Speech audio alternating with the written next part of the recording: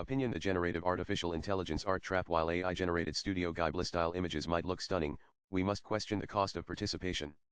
Are we compromising our privacy? A new trend is sweeping across social media: AI-generated Studio Ghibli-style images. People are enthusiastically uploading their photos to AI platforms that use generative adversarial network scans to transform them into dreamy, picturesque illustrations reminiscent of Hayao Miyazaki's masterpieces.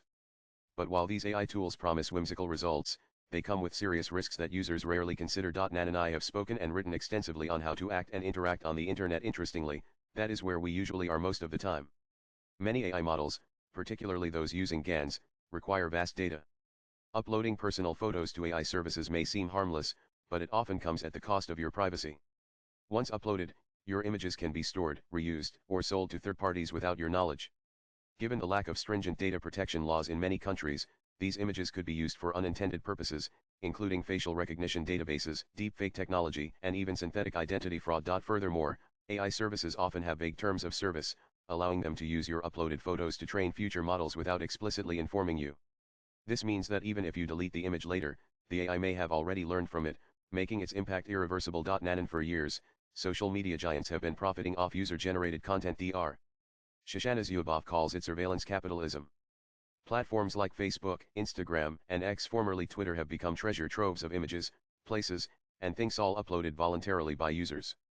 Now, AI companies are leveraging the same playbook, offering a fun, engaging service in exchange for your data. Once again, we are unwittingly lobbying for tech companies without real compensation.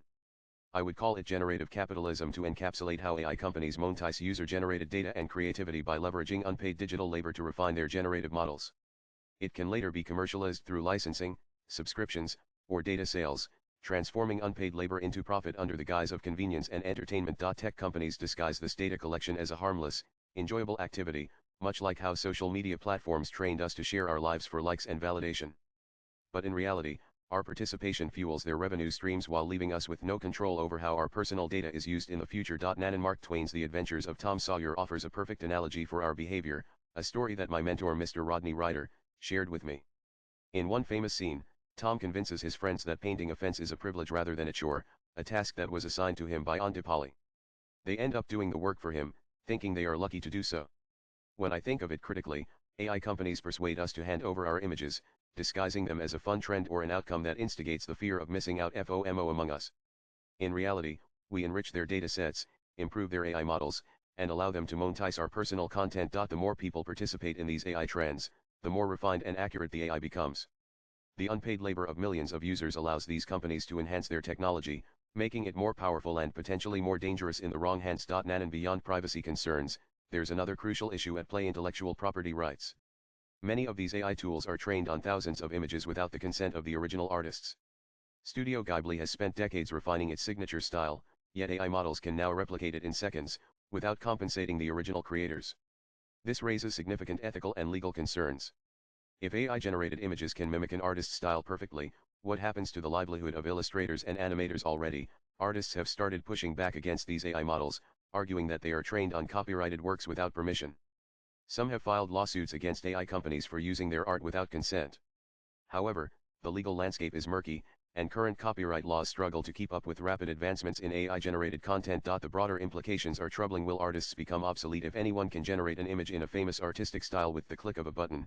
What incentive is left for human creativity? This trend could lead to a devaluation of creative labor and a future where originality is overshadowed by algorithmic replication, a future undesired by many. Nan: people tend to jump onto digital trends without considering the consequences.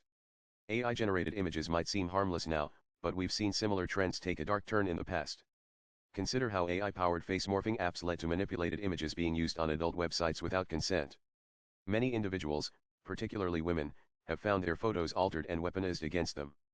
What seems like innocent fun today could have unforeseen consequences tomorrow. In another instance, deepfake technology has created highly realistic fake videos, sometimes to spread misinformation or manipulate public figures. The same technology that allows you to transform into a Studio Ghibli character could one day be used against you, with your likeness appearing in scenarios you never consented to. Nan: it's important to ask, if these AI tools are free, how are they making money? The answer often lies in data collection, advertising, and selling refined AI models to third parties. Your uploaded images help train the AI, which can later be sold to businesses, law enforcement agencies, or surveillance programs. We must understand that in the digital age, if you're not paying for the product, You are the product. Every trend you engage with online contributes to a more extensive system that monetizes your digital footprint in ways you may never fully grasp. Nan and while AI-generated Studio Ghibli style images might look stunning, we must question the cost of participation. Are we compromising our privacy? Are we enabling tech companies to profit from our content? Are we inadvertently contributing to the erosion of artists' intellectual property rights? Are we exposing ourselves to potential misuse of our likeness? Before you upload your photo to the next AI trend, pause and reflect. Is it worth it? The digital world moves fast, but that doesn't mean we should follow every new trend without considering its long-term repercussions. It's time to think critically about the cost of our online actions before we become pawns in a game we don't even realize we're playing. The author is a British Chevening scholar and assistant professor at Jindal Global Law School of Counsel at Scriboard and co-author of the book Artificial Intelligence and Law Challenges Demystified. The views expressed in the above piece are personal and solely those of the author. They do not necessarily reflect News 18's views. Nan.